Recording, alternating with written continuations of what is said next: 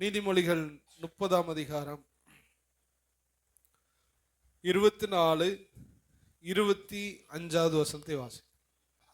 பூமியிலே சிறியவைகளா இருந்தும் மகா ஞானம் உள்ளவைகள் 4 உண்டு. ஒரு 4 ஜீவராசிகளை ஆண்டவருக்கு பேசுகிறார். பூமியில குட்டியா இருக்குமா உயிரினங்கள், ஆனா நிறைய அறிவு இருக்குமா. அது என்ன அறிவு அப்படிதான் நம்ம பார்க்க போறோம். அதை குறித்து நம்ம பார்க்க போறோம். அவை யாவன? முதலாவது அற்பமான ஜந்து, எறும்பு. அற்பமான ஜந்துனா யாராலும் கண்டுகொள்ளாத ஒண்ணு. இங்கெல்லாம் எறும்பு ஓடும், நம்ம அதை கவனிச்சுக்கிட்டு இருக்க மாட்டோம், பார்த்துக்கிட்டு இருக்க மாட்டோம். யாராலும் கவனிக்கப்படாத ஒரு எறும்பு. சிறியவைகளாய் இருந்தும் மகா ஞானம் உள்ளவைகள், அற்பமான ஜந்துவாய் இருந்தும் கோடை காலத்துல தங்கள் ஆகாரத்தை சம்பாதிக்கிற எறும்பும். எறும்பை பத்தி ஆண்டவர் பேசுகிறார். இதுல 4 பத்தி பேசுவாரு. இன்னைக்கு நம்ம 1 குறித்து தான், நம்ம 1 பத்தி தான் நம்ம பார்க்க முடியும். நம்ம பார்த்து நம்ம ஜெபித்து நம்ம நிறைவு செய்ய போகிறோம். இப்போ ஃபர்ஸ்ட் எறும்பை பத்தி பேசுறாரு. இந்த எறும்பு எப்படி இருக்குதுன்னா, அந்த எறும்புடைய ஸ்பெஷலை பத்தி சொல்லும்போது, கோடை காலத்துல அது தனக்கு ஆகாரத்தை என்ன பண்ணுமா, சம்பாதித்து வைக்கும். இன்னொரு இடத்துல சொல்லும்போது, எறும்பின் இடத்துல கற்றுக்கொள், அது சுறுசுறுப்பா இருக்கும் என்று ஆண்டவர் சொல்லுகிறார். இந்த எறும்பு குட்டியா தான் இருக்குது, ஆனா அதுகிட்ட நிறைய விஷயங்கள் இருக்குது. ஆண்டவர் அதை இந்த நாள்ல நமக்கு சொல்லி தருவாராக. ஃபர்ஸ்ட் பாருங்களேன், எறும்புடைய ஸ்பெஷல், மழை காலம் வர்றதுக்கு முன்னாடி கோடை காலத்திலேயே அதுக்கு தெரியும் அடுத்து மழை காலம் வரும்னு சொல்லிட்டு, மழை காலத்தில் வெளியில நடமாட முடியாது. வெளியில வந்தா அது நனைஞ்சிரும், அதுக்கப்புறம் அந்த தண்ணி அடிச்சுட்டு போயிடும், உணவு கிடைக்குமா கிடைக்காதான் தெரியாது. இது என்ன பண்ணும், கோடை காலத்திலேயே தனக்கு உண்டான உணவுகளை சாப்பிட்டது போக தனக்கு தேவையான எல்லாவற்றையும் அதை சேர்த்து கொண்டு ஒரு ஓரத்துல சேர்க்க ஆரம்பிச்சிடும். நீங்க பாத்தீங்கன்னா தெரியும், அதுக்கு தூக்கிட்டு போய் கூட்டம் கூட்டமா தூக்கிட்டு போய் ஒரு ஓரத்துல அது கொண்டு போய் சேர்க்க ஆரம்பிச்சிடும். எதிர்காலத்தை குறிச்ச ஒரு பெரிய அறிவும் ஞானமும் அதற்கு இருக்கிறது. அல்லேலூயா. எதிர்காலத்துல வர்ற நாட்களுக்குள்ள அதுல முன்னாடியே முன்கூட்டியே நம்ம என்ன செய்யணும் அப்படிங்கிற நினைவுகளும் எச்சரிப்பும் அந்த எறும்புக்குள்ளே இருக்கிறது. இன்னைக்கு ஆண்டவர் நம்ம பார்த்து சொல்லுகிற வார்த்தை, நம்ம வாழ்க்கையில ஒரு சுறுசுறுப்பு நமக்கு ரொம்ப ரொம்ப அவசியம். அல்லேலூயா. எல்லா நாளையும் போல எல்லா நாளும் அமைந்து விடாது. எப்பொழுது வேணுமானாலும் எல்லாம் என்ன பண்ணலாம், மாறலாம். மனுஷன் முதலாவது தன் வாழ்க்கையில சோம்பல் என்கிறத நம்ம விட்டு விட வேண்டும். அது ஆவிக்குரிய வாழ்க்கையா இருந்தாலும் சரி, பூமிக்குரிய வாழ்க்கையா இருந்தாலும் சரி, சோம்பலாய் இருப்போமானால் நம்முடைய வாழ்க்கையில ஆசீர்வாதத்தை நாம் பெற்றுக்கொள்ளவே முடியாது. எறும்புனுடைய வாழ்க்கையில கற்றுக்கொள்வது பின் நாட்களை குறித்த ஒரு தூர தரிசனம் அதுக்கு இருக்கிறது. பின்னாடி நான் என்ன செய்யணும், பின்னாடி என் வாழ்க்கைக்கு உள்ள ஆசீர்வாதத்தை நான் இப்பயே சேர்க்கணுங்கிற எண்ணம் அதற்குள்ள இருக்கிறது. உலகத்தின்படியே இருந்தாலும் சரிதான், உழைக்கிறோம் சாப்பிட்றோம் மட்டும் இல்லாம ஃபியூச்சரை குறிச்ச, எதிர்காலத்தை குறிச்ச ஒரு நம்பிக்கை, என்ன சொல்றது, ஒரு விழிப்புணர்வு நமக்கு நிச்சயமா இருக்கணும். இந்த இளமை காலத்துல, அதாவது நமக்கு பலன் இருக்கும் பொழுது ரொம்ப அதிகமா நம்ம உழைச்சிடணும். அது உலகமா இருந்தாலும் சரி, ஒரு பிஸ்னஸா இருந்தாலும் சரி, ரொம்ப கடின எஃபர்ட் போட்டாதான் பின்னாட்கள் என்னவா இருக்க முடியும், ஆசீர்வாதமா இருக்க முடியும். ஆவிக்குரிய வாழ்க்கையா இருந்தாலும் சரி, ஆண்டவர் சில வேளைகளில் எங்களுக்கு ஊழியம் அவ்வளவா இருக்காத நேரங்களில் நாங்கள் அதிகமாக ஜெபம் பண்ணி பைபிள் படிச்சுக்கிட்டே இருப்போம். ஏன் படிக்கிறோம் தெரியாது, எதுக்கு ஜெபம் பண்ணுறோம் தெரியாது. ஆனால் பின்னாட்களில் அது என்னவா இருக்கும், நமக்கு யூஸ்ஃபுல்லா இருக்கும். அப்ப எறும்பினிடத்தில் கற்றுக்கொள்வது ஒரு முன் ஜாக்கிரதையாய் அது தன்னை ஆயத்தப்படுத்தி கொள்ளுகிறது. அல்லேலூயா. அடுத்து பாத்தீங்கன்னா, பலன் இருக்கும் பொழுது, சீசன் இருக்கும் பொழுது, அந்த மழை பெஞ்சிருச்சுன்னா அதனால ஒண்ணுமே செய்ய முடியாது. அந்த சீசன் இருக்கும் போதே அது என்ன பண்ணுது, உழைக்குது. உலகத்துல சொல்லுவாங்க, காற்றுள்ள போதே என்ன பண்ணணுமா, தூற்றிக்கொள்ள வேண்டுமா. அல்லேலூயா. பலன் இருக்கும் பொழுதே நம்ம எல்லா காரியங்களையும் செய்ய வேண்டும். ஆண்டவராகிய இயேசு கிறிஸ்துவின் வாழ்க்கையில பாத்தீங்கன்னா, அவர் சொல்லுவாரு, ஒளியுள்ள காலம் இருக்கும் பொழுதே நான் என்ன பண்ண வேணும், ஊழியத்தை செய்யணும். ஒருவரும் கிரியை செய்ய முடியாத ராக்காலம் வருகிறது. ஆண்டவர் உங்களுக்கு இன்னைக்கு கொடுத்த ஆப்பர்ச்சுனிட்டி, இன்னைக்கு கொடுத்த இந்த வாய்ப்பு பொன்னானது. இதை நம்ம ஒரு நாள் என்ன பண்ணக்கூடாது, வேஸ்ட் பண்ணவே கூடாது. இது ஆண்டவர் சொல்றாரு, நம்ம இது ஆண்டவருக்காக நம்ம என்ன பண்ணணுமா, செலவழித்து கொண்டே இருக்க வேண்டும். அல்லேலூயா. எல்லா விஷயத்திலையும் ஒரு சுறுசுறுப்பு நம்ம எறும்பினிடத்துல நம்ம பார்க்கிறோம். அல்லேலூயா. உலக காரியமும் சரி, என்ன காரியமா இருந்தாலும் சரி, சுறுசுறுப்பு அவசியம். வேதம் சொல்லுகிறது, கர்த்தருடைய வேலையை அசதியாய் செய்கிறவன் சபிக்கப்பட்டவன். எடுத்தவர்கள் வாசிக்கலாம். எரேமியாவின் புஸ்தகம் 48ஆம் அதிகாரம் 10வது வசனத்தை வாசிங்கள். கர்த்தருடைய வேலையை அசதியாய் செய்கிறவன் 48:10 தானே. கர்த்தருடைய வேலையை அசதியாய் செய்கிறவன் சபைக்கு. என்ன வேலையா இருந்தாலும் என்ன காரியமா இருந்தாலும் எறும்பினிடத்துல கற்றுக்கொள்ற காரியம் அசதியா அது ஒரு நாள் என்ன பண்ணாது, செய்யவே செய்யாது. அல்லேலூயா. நமக்கு இருக்கிறது ஒரு வாழ்க்கை. ஆண்டவர் விரும்புறது அந்த வாழ்க்கையை சுறுசுறுப்போடு கூட அதை ரொம்ப நேர்த்தியா நம்ம செஞ்சா பின்னாட்கள்ல நம்ம ஆசீர்வாதமா என்ன பண்ணுவோம், நிச்சயமா இருப்போம். எறும்புக்கு என்ன வயிறு நினைச்சு பாருங்க, இவ்வளவு ஒன்றுதான் இருக்குது. கொஞ்சம் நினைச்சு பாருங்க, குட்டி அது தூக்கிட்டு போறது பாத்தீங்கன்னா இவ்வளவு தண்டி இருக்கும். இதை தூக்கிட்டு போய் என்னடா பண்ணுதுன்னு பார்த்தா அவ்வளவு முன்னெச்சரிக்கை என்ன பண்ணுது அதுக்குள்ள இருக்குது. அல்லேலூயா. இதை தூக்கிட்டு போய் அது எவ்வளவு, அது வயிறுக்கு, அந்த வயிறுக்கும் அந்த பொருளுக்கு வரும். கிட்டத்தட்ட நம்ம பாடிக்கு கணக்கு பண்ணணும்னா நான் இந்த ரூஃபையே தூக்கிட்டு போன மாதிரி. நான் தான் எறும்புனா இதை தூக்கிட்டு போய் ஒரு எறும்பு சேர்க்குது. ஏன் சேர்க்குதுன்னு கொஞ்சம் நீங்க யோசித்து பார்த்தீங்களா? ஏன் சேர்க்குது? அதுக்கு தெரியும் இது கிடைக்காத ஒரு நாள் என்ன பண்ணும் என் வாழ்க்கையில வரும். அதை நான் இப்பொழுதே நான் என்ன பண்றேன், செய்யறேன். அல்லேலூயா. உங்க வாழ்க்கையில ஆண்டவர் காரியமா இருந்தாலும் சரி, ஜெபிக்கிறதா இருந்தாலும் சரி, பைபிள் படிக்கிறதா இருந்தாலும் சரி, உழைக்கிறதா இருந்தாலும் சரி, சும்மா ஒரு மனுஷன் இருந்தான்னா அவன் வாழ்க்கையில ஒண்ணுமே செய்ய முடியாது. அல்லேலூயா. சில பேர் சொல்லுவாங்க, நான் என்ன செய்யறதுமே தெரியல, அதனாலதான் நான் ரெஸ்ட் எடுத்துக்கிட்டே இருக்கேன். என்ன செய்யறதுமே தெரியல, அதனாலதான் நான் தூங்கிக்கிட்டே இருக்கேன். அவங்க நிச்சயமா ஆசீர்வாதமா இருக்க முடியாது. ஏதோ ஒண்ணு ஒரு மனுஷன் என்ன பண்ணிக்கிட்டே இருக்கணும், செஞ்சுக்கிட்டே இருக்கும். தூங்குவதற்குன்னு ஆண்டவர் குறிப்பிட்ட நேரம் தான் என்ன பண்ணியிருக்காரு, நமக்கு கொடுத்துருக்கிறாரு. எவ்வளவு நேரம்? 8 மணி நேரம் தான். ஒரு மனுஷன் ராத்திரி 10 மணிக்கு தூங்கி காலையில எந்திரிக்கணும், அவ்வளவுதான் தூங்குறதுக்காக ஆண்டவர் நேரம் வச்சிருக்கிறார். ஆனா இடையில ஒரு மனுஷன் தூங்குறான்னா அவன் வாழ்க்கையை தொலைச்சிட்டான்னு என்ன பண்றோம் அர்த்தம். ஒரு 45 வயசு 50 வயசு தொட்டுட்டாங்க, ஒரு ரெஸ்ட் தேவைப்படுது, அது வேற. இல்ல ரொம்ப உழைச்சிட்டாங்க, இடையில ஒரு ரெஸ்ட் தேவைப்படுது, அது வேற. ஆனா இளமையில் ஒருவன் தூங்குவானானால் அவன் முதுமையில் மிகவும் மிகவும் கஷ்டப்படுவான். அல்லேலூயா. ஏதோ ஒன்றை நாம் செய்து கொண்டே இருக்கிறேன். ஆண்டவர் சொல்றார், எறும்பை பார், அது கோடை காலத்திலே மழை காலம் வருவதற்கு முன்பாக அதற்கு தன் தேவையானதை அது சம்பாதித்து வைக்கிறது. அல்லேலூயா. உங்களுக்கு ஸ்பிரிச்சுவலா வர்றேன், சும்மா இருக்கிற நாட்கள்ல ஜெபம் பண்ணிக்கிட்டே இருங்க. உங்களுக்கு டைமே சும்மா இருக்கிறீங்களா, எந்த வேலையும் இல்லையா, ப்ரேயர் பண்ணிக்கிட்டே இருங்க. நீங்க நினைப்பீங்க எவ்வளவு நேரம்டா நான் ஜெபம் பண்ண. உங்களுக்கு இந்த ஜெபம் உங்களுக்கு நிச்சயமா வர்ற நாட்கள் ஆசீர்வாதமா மாறும். அல்லேலூயா. நான் தான் ஊழியத்துக்கு வர்ற நாட்களுக்கு முன்பாக என்ன செய்யறதுமே எனக்கு தெரியாத நாட்கள் ஆண்டவர் ரொம்ப தேடின நாட்கள் உண்டு. அதனாலதான் ஆண்டவர் இன்று ஊழியத்தில் எங்களை வைத்திருக்கிறார். அல்லேலூயா. எதுக்கு ஜெபம் பண்றோம் தெரியாது, ஏன் பைபிள் படிக்கிறோம் தெரியாது, இதுக்குனால என்ன பிரயோஜனம் தெரியாது. ஆனா ஒரு நாள் எறும்பை போல சேர்த்து வச்சது இன்னைக்கு ஆசீர்வாதமாக அமைந்து கொண்டு இருக்கிறது. அல்லேலூயா. எறும்பினிடத்துல நீ கற்றுக்கொள் அப்படின்னு ஆண்டவர் சொல்லுகிறார். எறும்பினிடத்துல ஒரு சில குணாதிசயங்கள் இருக்கிறது, நான் உங்கள்கிட்ட காண்பிக்க விரும்புகிறேன். எப்பொழுதும் அது உழைச்சிக்கிட்டே இருக்கும், எப்பொழுதும் அது வளர்ச்சிக்கிட்டார். எறும்பை நீங்க பாருங்க, ஒரு எறும்பாவது சும்மா நிக்குதுன்னு யாருமே பார்க்கவே முடியாது. யாரோ பார்த்துருக்கீங்களா ஒரு எறும்பாவது சும்மா இருக்குன்னு? எப்பொழுதுமே அந்த எறும்பு உழைத்து கொண்டே இருக்கும். எப்பொழுதுமே நீங்களும் நானும் ஏதோ ஒரு வேலை என்ன பண்ணிக்கிட்டே இருக்கணும், செஞ்சுக்கிட்டே இருக்கணும். ஸ்பிரிச்சுவலாகவும் சரி, உலக ரீதியாகவும் சரி, ஏதோ ஒன்று செஞ்சுக்கிட்டே இருக்கணும். யோசிச்சுக்கிட்டே இருக்கிறதுனால நம்ம வாழ்க்கையில ஒன்றும் நடக்க போறது இல்லை. ஒரு வண்டி நிக்குது, எந்த பக்கம் போறதுன்னு எனக்கு தெரியல பிரதர், அதனால நான் வண்டியை நிறுத்தி போட்டிருக்கேன்னா சீக்கிரத்துல வண்டி இன்ஜின் எல்லாம் என்ன ஆயிரும், போயிடும். வண்டி எடுக்கணும், ஸ்டார்ட் பண்ணி நம்ம மூவ் பண்ணும் போதுதான் ஸ்டேரிங் லூஸ் ஆகும். வண்டி மூவ் ஆனாதான் ஸ்டேரிங் டைரக்ஷன் கிடைக்கும். நின்ற வண்டியை நீங்க திருப்ப முடியாது, ரொம்ப கஷ்டம். வண்டி மூவ் ஆகும் போதுதான் உங்களுக்கு டைரக்ஷன் கிடைக்கும். உங்க வாழ்க்கையில நீங்க ஏதோ ஒன்றை செய்ய ஆரம்பித்து கொண்டிருக்கும் பொழுது, உங்களுடைய சுறுசுறுப்பை நீங்கள் காண்பித்துக் கொண்டிருக்கும் போது, ஏதோ தொழிலா இருந்தாலும் எதா இருந்தாலும் குட்டுன்னு ஒரு எறும்பு மாதிரி நீங்க இருந்தீங்கன்னா உங்களுக்கு நிச்சயமா வழிவாசல் திறக்க ஆரம்பிக்கும். அல்லேலூயா.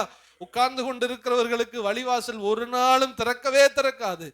ஜஸ்ட் மூவ் ஆகி நம்ம என்ன பண்ணிக்கிட்டே இருக்கணும், போய்கிட்டே இருக்கணும். அப்போ எறும்பினுடைய தன்மை எப்பொழுதும் அது என்ன பண்ணும், உழைக்கும். ஹல்லேலூயா. அடுத்து அதனுடைய தன்மை முன்கூட்டியே அது சேமிக்கும் பழக்கம் என்ன பண்ணுது, அதுக்கு இருக்கு. முன்கூட்டியே என்ன பண்ணுது, அது சேமிக்கிற பழக்கம் எறும்புட்ட. அதனாலதான் அது தூக்கிட்டு போய் ஒரு இடத்துல என்ன பண்ணுது, சேர்க்குது. அப்ப பின் நாட்களை குறிச்ச ஒரு எச்சரிப்பு அதுக்குள்ள இருக்கிறது. ஹல்லேலூயா. அப்ப ஃபர்ஸ்ட் நம்ம எறும்பிட்ட கத்துக்கிறது, எப்பொழுதும் ஆக்டிவா என்ன பண்ணணும், இருக்கணும். எப்பொழுதும் சுறுசுறுப்பா இருக்கணும். இன்னைக்கு ரெண்டுக்குமே நீங்க எடுத்துக்கலாம். தூங்குனா அவ்வளவுதான், நம்முடைய வாழ்க்கை முடிஞ்சு போச்சு. தூங்கியே நம்முடைய வாழ்க்கை முடிஞ்சு போய் ஏதோ எந்திரிக்கணும். இப்போ ஊழியத்தில் இருக்கோம்னா வீட்டில் இருந்தால் பைபிள் படித்து ஜெபம் பண்ணலாம். இல்லைன்னா வெளியில் கிளம்பிடணும். வெளியில் கிளம்ப போய் எங்கேயாவது போகும்போது யாராவது ஒரு ஆள் நிச்சயமாக என்ன பண்ணுவாங்க, மாட்டுவாங்க. இங்கேயே இருந்தோம்னா நமக்கு மீன் பிடிக்கவே முடியாது. ஆத்துமாக்கள் தான் என்னது, மீன். வெளியில போனா தான் நமக்கு என்ன பண்ணும், மீன் தட்டு போடும். கடலுக்கு போறோம், ஒரு இடத்துல பாடு இல்லைன்னா அப்படியே திருப்பிட்டா வருவோம், அடுத்த இடம் அடுத்த இடம் அடுத்த இடம் ட்ரை பண்றோம்ல. அது மாதிரி வாழ்க்கையில மூமெண்ட்ல இருக்கும் பொழுதுதான் ஆண்டவர் டைரக்ஷன் என்ன பண்ணுவாரு, காமிப்பார். ஹல்லேலூயா. இந்த இந்த நாட்களிலிருந்து நீ வருகிற நாட்கள்ல ஆண்டவர் உங்களுடைய சோம்பலை எடுத்து போடுவாரா. நம்ம மனசுல தெளிவில்லாததுனாலதான் நம்மளுக்கு சோம்பேறித்தனம் வந்துருது. நம்ம என்ன செய்யறதுன்னு தெரியல, அதனால எதுவுமே செய்யாம என்ன பண்றோம் இருக்கும். அன்னைக்கு ஆண்டவர் சொல்ற வார்த்தை, என் நாமத்தினால நீ செய்ய ஆரம்பி, உன்னை நான் செய்ய வைப்பேன்னு ஆண்டவர் சொல்றாரு. ஹல்லேலூயா. நம்ம போகணும், பயணிக்கணும். நீங்க ஒரு சின்ன வேலையா இருந்தாலும் ஸ்டார்ட் பண்ணுங்க, சின்ன காரியம் இருந்தாலும் ஸ்டார்ட் பண்ணுங்க, சின்ன ஊழியம் இருந்தாலும் ஸ்டார்ட் பண்ணுங்க. நீங்க போக போக போக போக ஆண்டவர் உங்களுக்கு வாசல்களை திறந்து கொண்டே இருப்பார். ஹல்லேலூயா. சும்மா இருக்கவே கூடாது. ஏன்னா இன்னைக்கு உள்ள இந்த இன்னைக்கு என்ன தேதி, 15ஆம் தேதி 2025 டிசம்பர் 15. இன்னைக்கு ராத்திரிக்கு அப்புறம் வரவே செய்யாது. ஹல்லேலூயா. 2026 டிசம்பர் 15 வேணா வரும், இந்த நாள் வரப்போவது இல்லை. இந்த நாள்ல நாம் செய்ய வேண்டியதை நாம் செய்ய வேண்டும். அப்ப எறும்பிட்ட ரெண்டாவது கத்துக்கிறது, முன்கூட்டியே பிளான் போடுது. ஃபியூச்சர் பத்தி நீங்க முன்னாடியே பிளான் போட்டு உங்க காரியத்தை நீங்க செய்ய ஆரம்பிக்க வேண்டும். ஹல்லேலூயா. உங்க பிள்ளைகளை, உங்க குடும்பத்தை நீங்க முன்னாடியே நினைங்க. இப்ப நீங்க உழைக்க ஆரம்பிங்க. பிரேயர் லைஃபா இருந்தாலும் சரிதான், இப்பொழுது ஜெபிக்கிற ஜெபம் உங்கள் பிள்ளைகளுக்கு ஆசீர்வாதமாய் மாற ஆரம்பி. சும்மாவே இருக்கும், ஒண்ணுமே என் குடும்பத்துல நடக்கல, ஒன்னும் அப்படி நடக்கலையா, பிரேயர் பண்ணி தேவ சமூகத்துல இருந்து கிருபையை முன்கூட்டியே சேர்த்து வைங்க. ஹல்லேலூயா. என் கிருபை உனக்கு போதும் என்று ஆண்டவர் சொன்னார். ஆண்டுடைய சமூகத்துல உட்கார கிருபைகள் கிடக்கும். தேவனுடைய சமூகத்துல உட்கார்ந்து காத்திருந்து ஜெபிக்க ஃபியூச்சர்ல உங்க குடும்பத்துக்கு தேவையான எல்லா பிளானையும் ஆண்டவர் சரி செய்து கொண்டே இருப்பார். ஹல்லேலூயா. எனக்கு ஒரு ஊழியக்காரங்க சொல்லி தந்தாங்க. அப்படி என்ன சொன்னாங்க, இந்த நாட்கள்லயே பின் நாட்கள்ல நம்மளை பயன்படுத்துறதுக்காக என்ன பண்ணணும், நம்ம ஜெபம் பண்ண. ஆண்டவரே, எனக்கு நீர் வச்ச பின் நாட்களில வைக்கிற ஊழியத்துக்காக நான் இப்பொழுதே என்ன பண்ணுகிறேன், ஜெபம் பண்றேன் அப்படின்னு நம்ம என்ன பண்ணணுமா, ஜெபம் பண்ணி கொண்டே இருக்க வேண்டும். அப்ப எறும்பினிடத்துல கற்றுக்கொள்வது இரண்டாவது, முன்கூட்டியே சேமிக்கும் பழக்கம் அதனிடத்துல இருக்கிறது. ஹல்லேலூயா. மூணாவது எறும்பு ரொம்ப வேகமாலாம் இருக்க, ஆனா மூவ் பண்ணிக்கிட்டே இருக்கும். அதாவது வேகமான மூமெண்ட், வேகமான நகர்வு இல்லாவிட்டாலும் மெதுவான நகர்வு இருந்தாலும் அது தொடர்ச்சியான நகர்வாக அது என்ன பண்ணும் இருக்கும். சில பேர் என்ன பண்ணுவாங்க, கொஞ்ச நாள் சுறுசுறுப்பா இருப்பாங்க, கொஞ்ச நாள் என்ன பண்ணிடுவாங்க, உட்கார்ந்துருவாங்க. ஆனா எறும்பு என்ன பண்ணுமா, அது மெதுவா ஊந்தாலும் அது கான்ஸ்டன்டா, அதாவது விடாம அது தொடர்ந்து ஒரு காரியத்தை செய்து கொண்டே இருக்கும். ஹல்லேலூயா. உங்க வாழ்க்கையில, என் வாழ்க்கையில தொடர்ந்து ஆண்டவருக்காக அல்லது உலக காரியங்கள்ல நீங்க முயற்சி செய்வதும் எப்படி பண்ணிக்கிட்டே இருக்கணும், தொடர்ந்து பண்ணிக்கொண்டே இருக்க வேண்டும். ஜெபம் பண்ணா தொடர்ந்து ஜெபம் பண்ணிக்கொண்டே இருக்கணும். பைபிள் படிச்சா தொடர்ந்து படிச்சுக்கிட்டே இருக்கணும். உங்க ஒரு முயற்சி செய்றீங்க, அதுல ரொம்ப ஒரு லாபத்தை அல்லது பெரிய உயர்வை பார்க்க முடியலனாலும் தொடர்ந்து அந்த காரியத்தை செய்யும் பொழுது ஒரு நாள் நிச்சயமாய் வெற்றி வரும். ஹல்லேலூயா.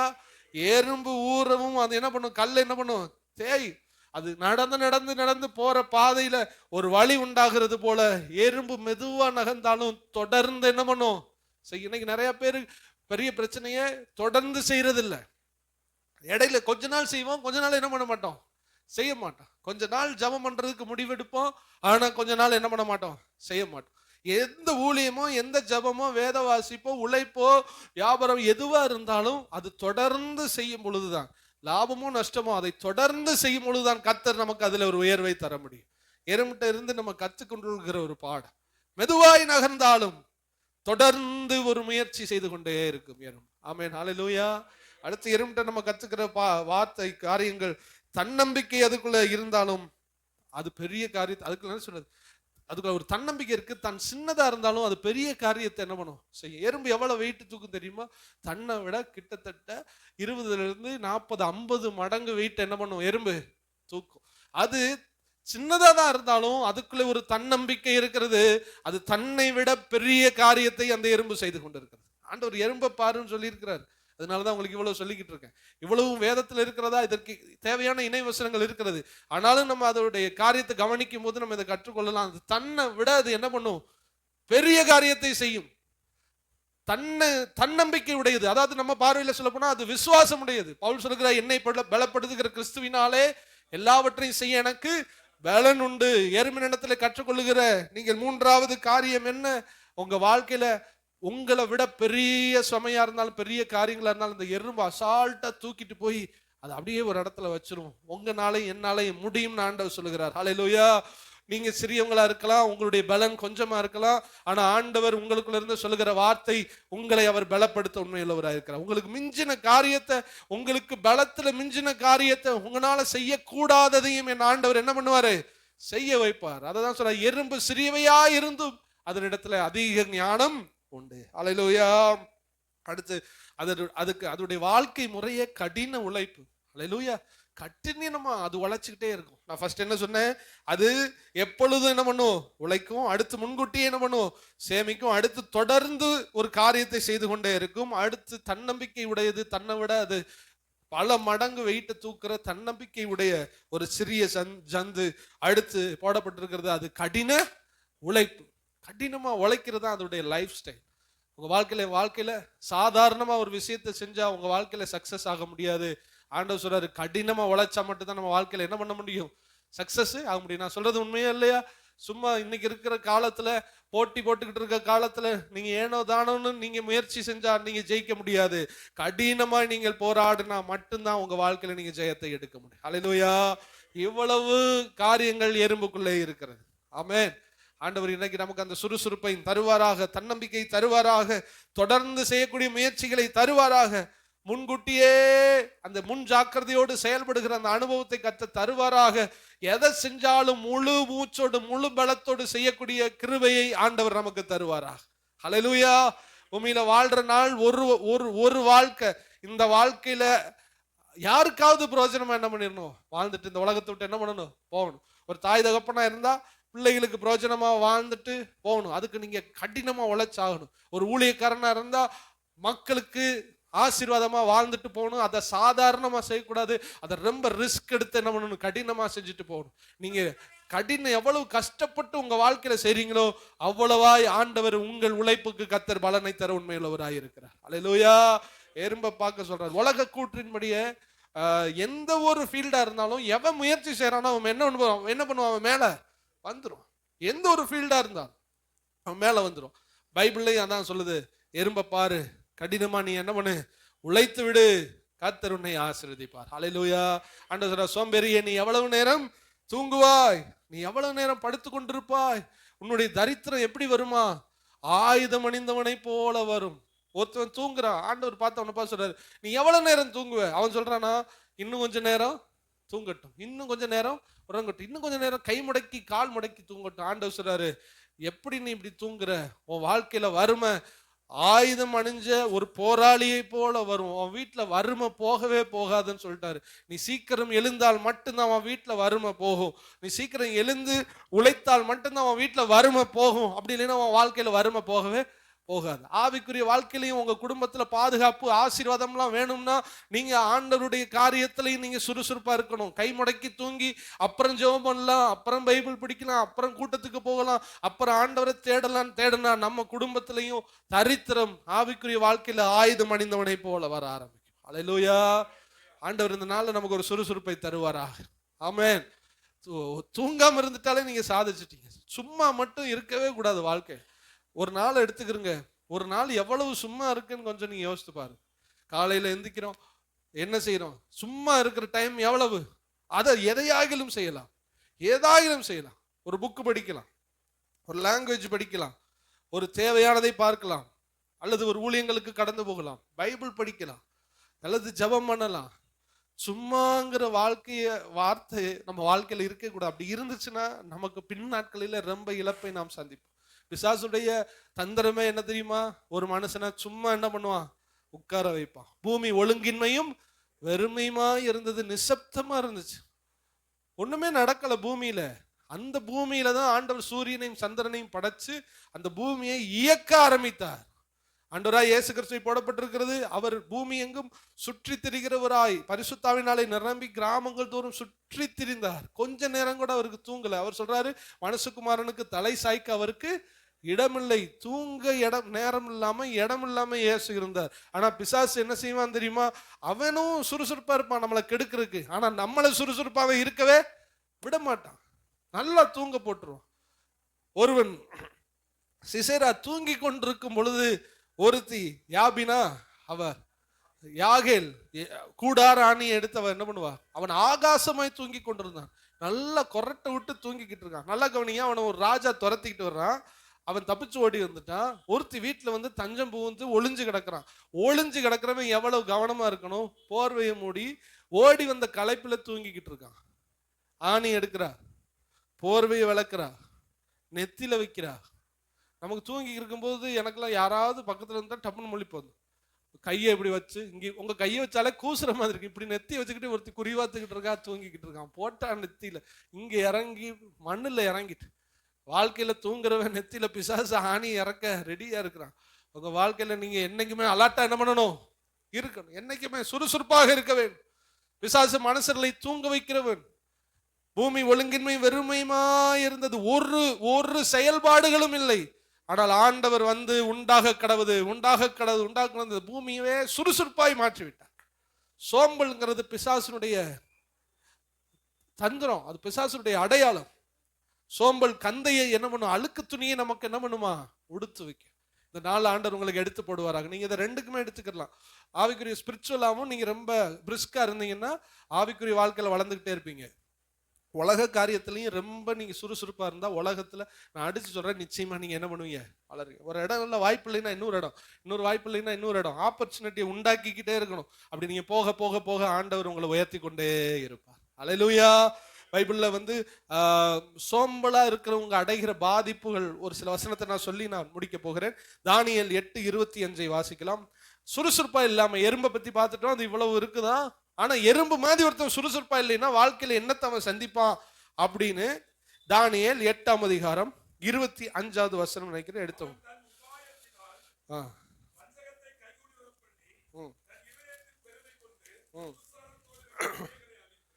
போதும். அவன் தன் உபாயத்தினால், அல்லேலூயா, இங்கு அவன் தன் உபாயத்தினால், பிசாசு என்ன பண்ண, அவனுடைய உபாயத்தினால் வஞ்சகத்தை கைகூடி வர பண்ணி தன் இருதயத்தில் பெருமை கொண்டு நிர்விசாரத்தோட இருக்கிற அநேகரை அழித்து.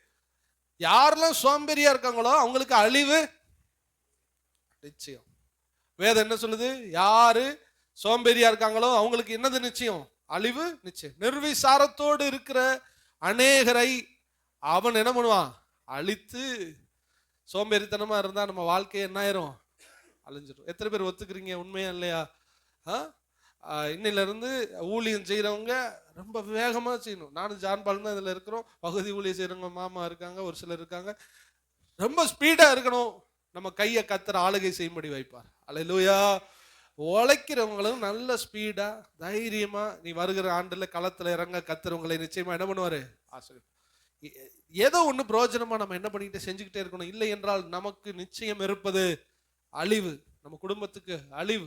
மிகுந்த சோம்பலினால் மேல்மச்சு என்ன ஆகும், பழுதாகும். மிகுந்த சோம்பலினால் வறுமை நம்மை குடும்பத்தை ஆண்டுகொள்ளும். எதுவுமே செய்ய முடியலன்னா என்னத்தை செய்ய, ஒரு வேலை இல்லை. நான் சொல்றேன், ஜபத்துல சுறுசுறுப்பா இருங்க. ஜபம் பண்ண உங்க வாழ்க்கை மாற. பைபிள் படிச்சு சுறுசுறுப்பா இருங்க. உங்க பைபிள் படிக்க உங்க வாழ்க்கை மாற. அல்லேலூயா. சரி, அப்ப நிர்விசாரத்தோடு இருக்கிறவர்களை, நிர்விசாரம்னா சோம்பேறித்தனம்.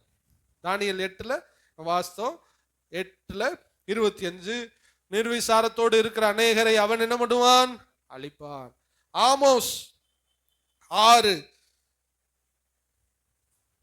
வாசிக்கும் போது 1070 பக்கம் என்னுடைய இதுல, மற்ற பேர் எடுத்துக்கிறங்க.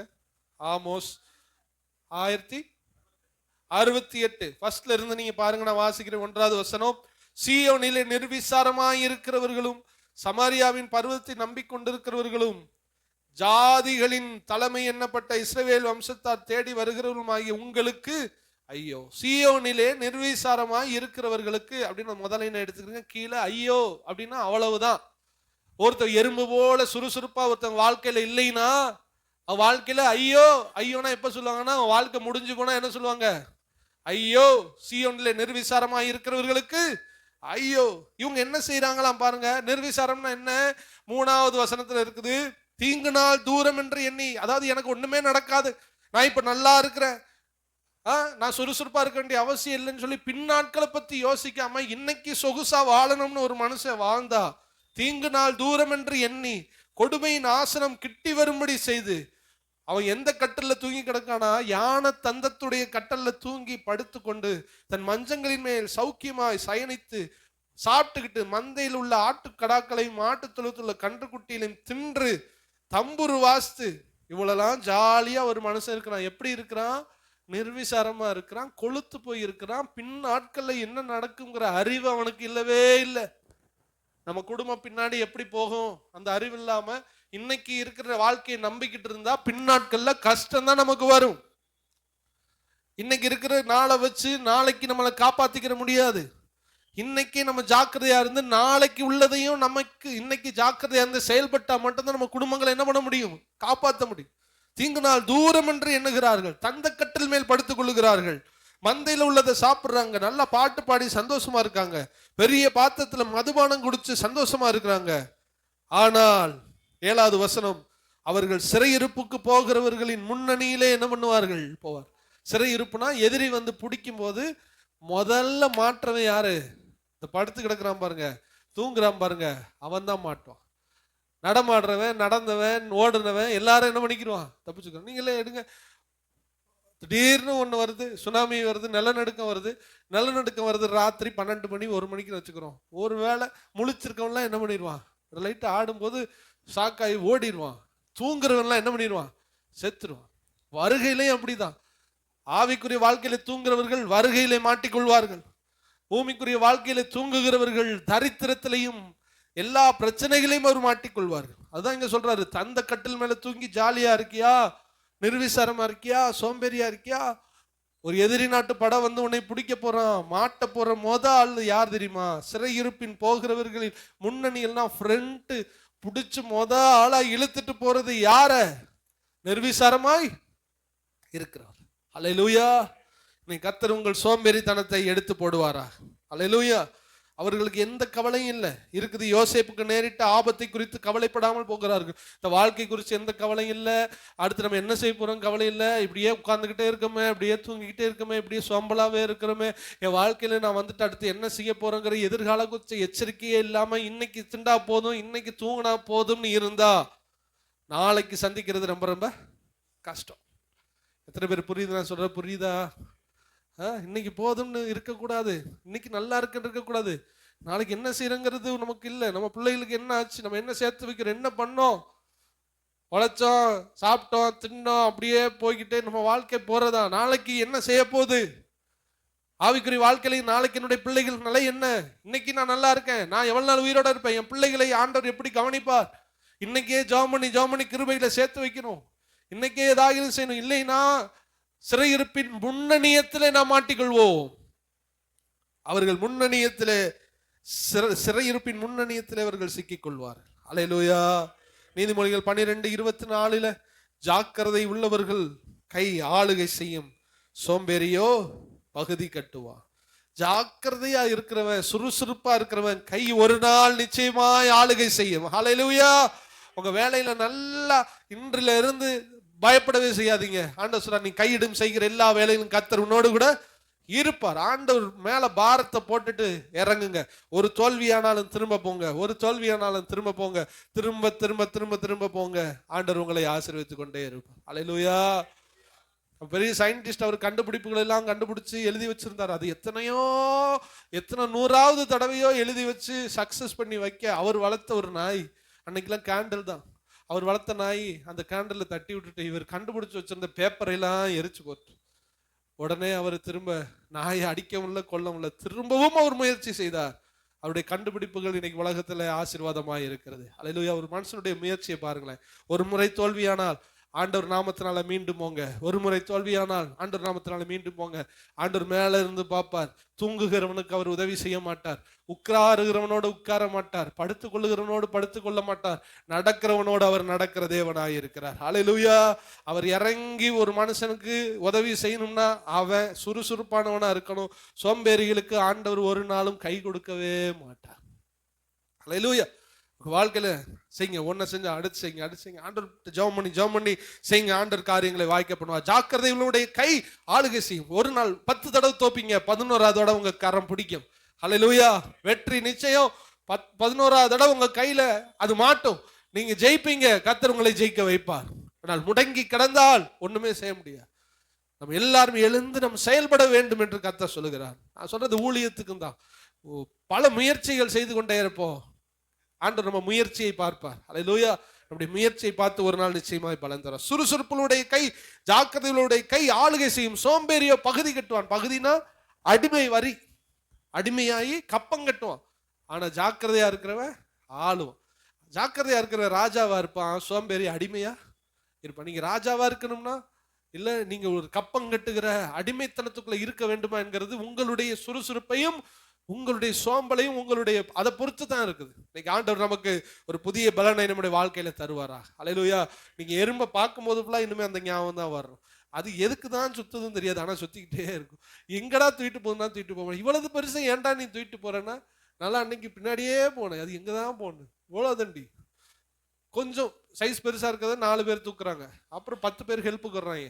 அப்புறம் நம்பவே முடியாது, இவ்வளவு பெரிய மீன் முள்ள அப்படியே ஒரு பெரிய கன்வென்ஷன் மாதிரி நடக்குது. அப்படியே கூட்டமான எறும்பு தூக்கி சொல்லி நகட்டிட்டு வர்றான். எங்கடா அதை தூக்கிட்டு போய் எந்த ஓட்டைக்குள்ள இதை வைக்க போறாங்கன்னு தெரியலன்னு எனக்கு ஆச்சரியம்.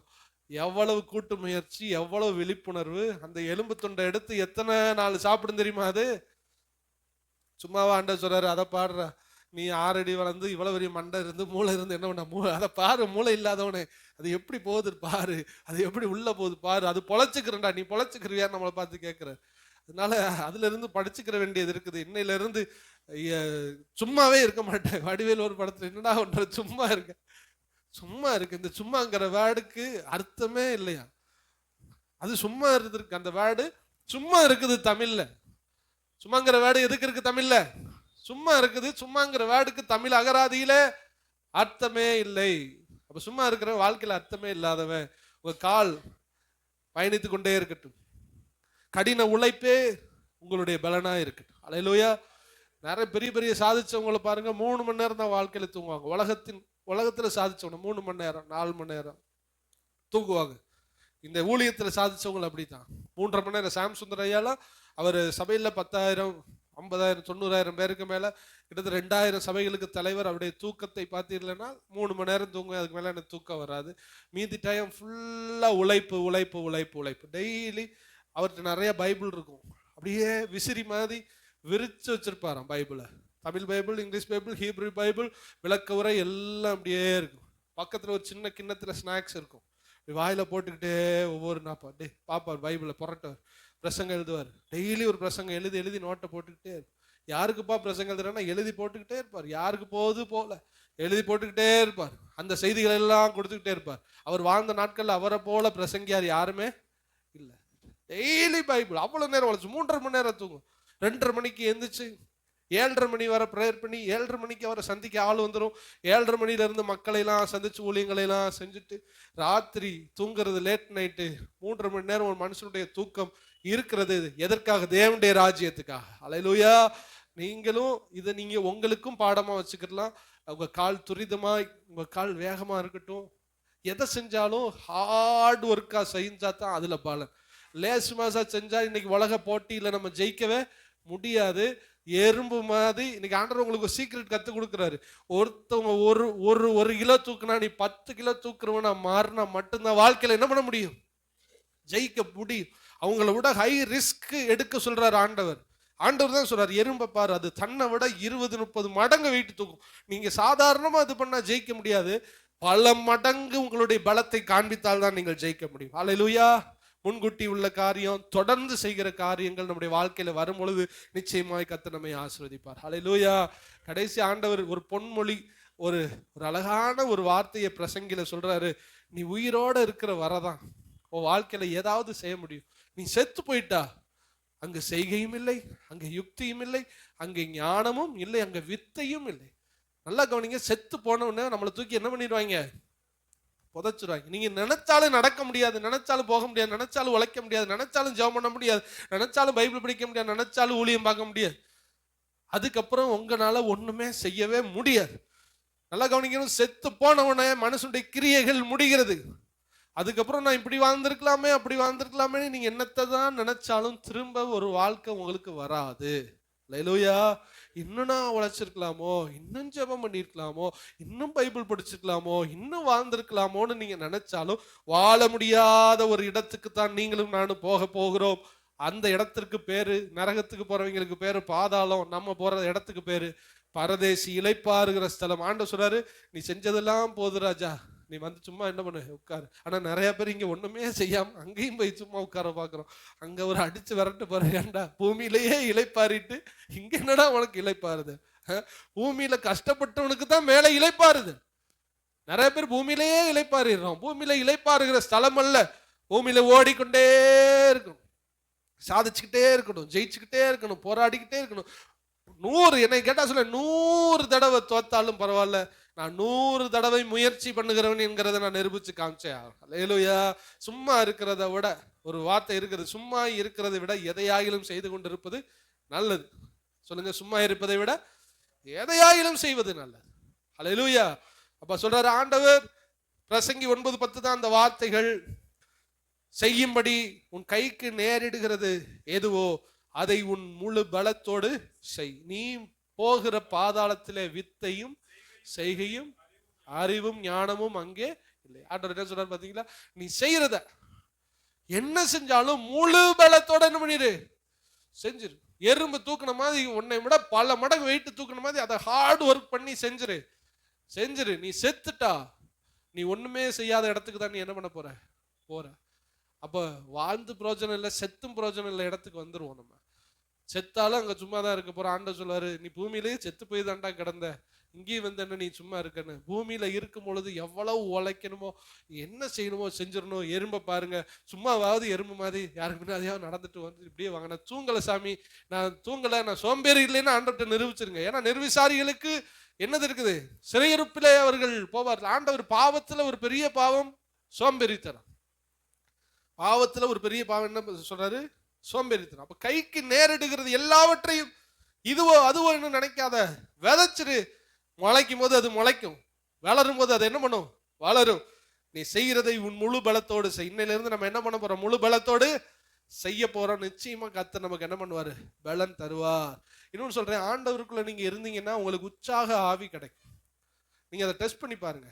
நீங்க ஆண்டவர்கிட்ட நல்லா ஜெபம் பண்ணாம இருக்கிறனால ரொம்ப தூங்கி அசதியா இருப்பீங்க. நீங்க நல்லா ஜெபம் பண்ணி ஜெபம் பண்ண உடனே உங்களுக்கு ஒரு உற்சாகம் வர ஆரம்பிக்கும். நல்லா எனக்குலாம் நான் வந்திருக்கு. சும்மா இருக்கனாலும் என்னத்தை ஒன்னையும் நான் செய்ய மாட்டேன். அன்னைக்கு காலையில ஜெபம் பண்ணி கொஞ்சம் ஆத்துமால பூஸ்டப் ஆயிடுச்சுன்னா அப்படியே போய் அந்த பாயை அப்படியே மடிக்கிறது, இப்படி ஒரு பேப்பர் இருந்தா கூட அதை திரும்ப மடிச்சு அப்படி வைக்கிறது, இந்த தூசி இப்படி தொடச்சிக்கிட்டு இருக்குது, புக்கு இப்படி கோணி இருக்கும் அதை தூக்கி இப்படி வைக்கிறது. அப்போதான் நினைச்சேன், நம்முடைய ஆண்டவர் நேர்த்தியின் ஆண்டவர். அல்லேலூயா. அவர் ஒழுங்கின்மை வெறுமையா இருந்தது, அவர் நேர்த்தியாய் செய்தாரா? நேர்த்தியா கீத வாக்கியங்களை நேர்த்தியாய் வாசிங்கள், ஆசரிப்பு கூடாரத்தை நேர்த்தியாய் செய்து முடித்தான். ஆண்டவர் உங்களுக்குள்ள வந்துட்டா உங்க டேபிளை கிளீனா வச்சிருவீங்க. டேபிளை கிளீனா வைக்கலீனாவே உங்க ஆண்டவர் உங்களுக்குள்ள இல்லைன்னு அர்த்தம். உங்க துணியை கரெக்டா மடிச்சு வச்சிருவீங்க. உங்க கை அப்படியே சுத்திக்கிட்டே வரும், இங்க என்ன இப்படி இருக்கு, இங்க என்ன இப்படி இருக்குன்னு இப்படி வந்திருக்கு எனக்கு. அதனாலதான் உங்களுக்கு சொல்றேன், அது எப்பயாவது தான் வரும், அதான் பிரச்சனை. அது எப்பவுமே நமக்கு என்ன பண்ணணும்? இருக்கணும். அப்ப உற்சாக ஆவியினால், சங்கீதம் 51:12 இருக்குது, என்னை உற்சாக ஆவியினால் நீர் என்னை என்ன பண்ணும்? தாங்கும்படி செய்யாத. சீக்கிரம் வாசிக்க, நம்ம முடிப்போம். சங்கீதம் 51:12 தந்து. சரி, ஆண்டவர் உங்களுக்குள்ளே வந்து அந்த சந்தோஷம் உங்களுக்கு நிறைவாய் இருந்தால் உங்களுக்குள்ள இருக்க போகிறது உற்சாகமான ஆவி. ஆண்டவரை நிறைவா வச்சுக்கிட்டா உங்களுக்கு ஆட்டோமேட்டிக்கா சுறுசுறுப்பு வந்துடும். இவ்வளவு சுறுசுறுப்பை பத்தி பேசணும். ஆண்டவர் சொல்றாரு, எங்க இருந்து அது வரும்னா அதுவும் என்கிட்ட இருந்துதான் வரணும். எலியா சோர்ந்து போனான், நான் இனிமே ஒண்ணுமே செய்ய மாட்டேன், என்னை கொன்றுங்கன்னு சொல்லிட்டான். ஆனா ஆண்டவருடைய பலன் அவன் மேல இறங்கி வந்ததுக்கு பின்பாக அவன் ஒரே பர்வதம் மட்டும் நடந்து, அவன் நடக்க முடியாம படுத்துட்டான், சோர்ந்து போய். சோம்பேறித்தனமா, லக்கு இல்ல. ஆமா, வாழ்க்கையில இவ்வளவு கஷ்டம், என்னத்தை போட்டு வளைச்சு என்னத்தை பண்ணி இவ்வளவு நஷ்டம் வந்துகிட்டு இருக்கு, இவ்வளவு கஷ்டம் வருது, என்னடா வாழ்க்கை, இதோட போக வேண்டியதான்னு சொல்லிட்டு படுத்துரும். போன வாரம் பார்த்தோம்ல, துக்கத்தினால் சீசர்கள் என்ன பண்ணார்களாம்? உறங்கினார்கள், போத்தி படுத்துட்டான். இப்ப ஆண்டவர் இறங்குறாரு, உற்சாக ஆவி அவனுக்குள்ளே வருது. அவன் ஒரே பர்வதம் மட்டும் இப்பொழுது அவன் என்ன பண்ண ஆரம்பிக்கிறான்? நடந்து போக ஆரம்பிக்கிறான். ஆண்டவர், நான் உங்களுக்கு சொல்றேன், உற்சாகம் எப்ப வருதுன்னு நான் சொல்லி முடிக்கிறேன். ஆண்டவரோட நீங்க அதிக தொடர்போடு இருந்தால் உற்சாகம் தானாய் உங்களுக்குள்ளே வர ஆரம்பிக்கும். இல்லை என்றால் நீங்கள் ரெட்டு உடுத்தி சாம்பல்ல கிடக்கிற மாதிரி கிடந்துருவோம். ஆண்டவரோட இருங்க. ஆண்டவர் உங்களை பார்த்து சொல்லுவாரு, நீ போக வேண்டிய தூரம் வெகு தூரம். படுத்து கிடக்காத. ஒரு தீர்க்கதரிசி பார்த்து சொல்றாரு, நீ தூங்கி கிடக்கிற நேரம் அல்ல.